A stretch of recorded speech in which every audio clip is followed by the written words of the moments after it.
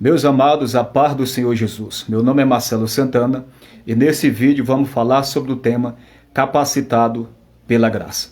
Vamos ler 2 Timóteo capítulo 2, o versículo 8 até o versículo 12. Está escrito assim: Lembra-te de que Jesus Cristo, que é da descendência de Davi, ressuscitou dos mortos segundo o meu evangelho. Verso 9. Pelo que sofro, trabalho e até prisões como malfeitor. Mas a palavra de Deus não está presa. Verso 10. Portanto, tudo sofro por amor dos escolhidos, para que também eles alcancem a salvação que está em Cristo Jesus com glória eterna. Verso 11. Palavra fiel é esta, que se morremos com ele, também com ele viveremos. Verso 12. Se sofremos, também com ele reinaremos. Se o negarmos, também ele nos negará. Façamos uma pergunta.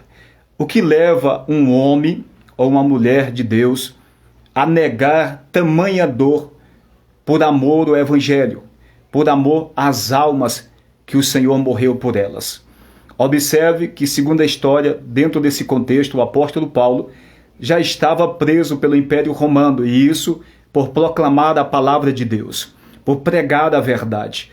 Um homem que Deus se manifestou e que fez toda a diferença no seu ministério por causa da graça de Deus que estava sobre a sua vida.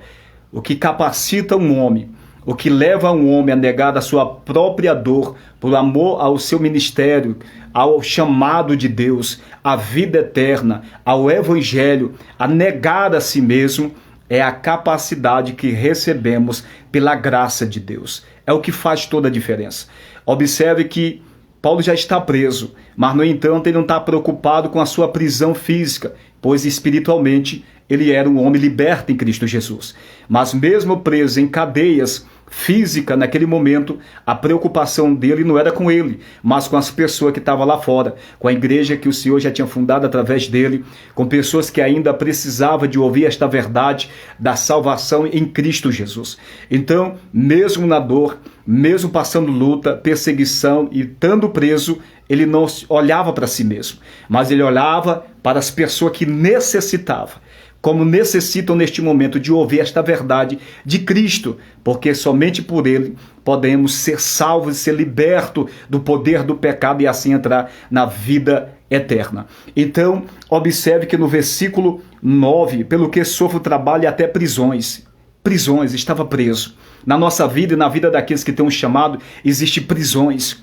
Mas mesmo com as prisões, há uma necessidade de nós continuarmos buscando, pregando, ministrando diante de toda dificuldade. No entanto, devemos entender que isso só é possível através da capacitação da graça de Deus que está sobre nossa vida, ou que precisamos receber, porque sem o Senhor nada poderemos fazer. Evangelho de João capítulo 15.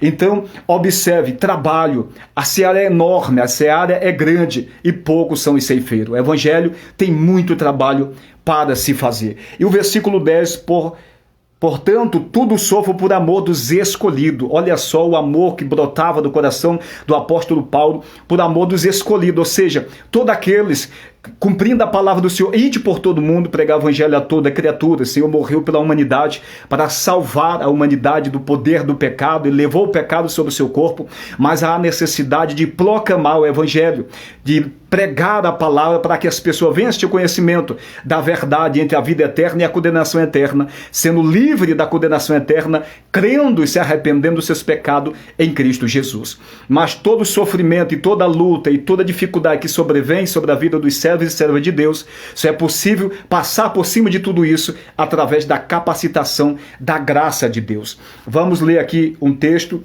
que se encontra em 1 Coríntios 15, verso 10, está escrito assim: Mas pela graça de Deus sou o que sou, e a sua graça para comigo não foi vão. Antes trabalhei muito mais do que todos eles. Todavia não eu, mas a graça de Deus que está comigo. Então observe que Paulo está reconhecendo que todo o trabalho que ele fez, até mais do que os outros apóstolos, não foi ele que fez, mas a graça de Deus que está com ele. Então, o que faz a diferença no ministério de um homem e de uma mulher? É a graça de Deus que está sobre as nossas vidas, sobre a sua vida. Sem graça é impossível cumprir ministério. Deus abençoe, fica na paz.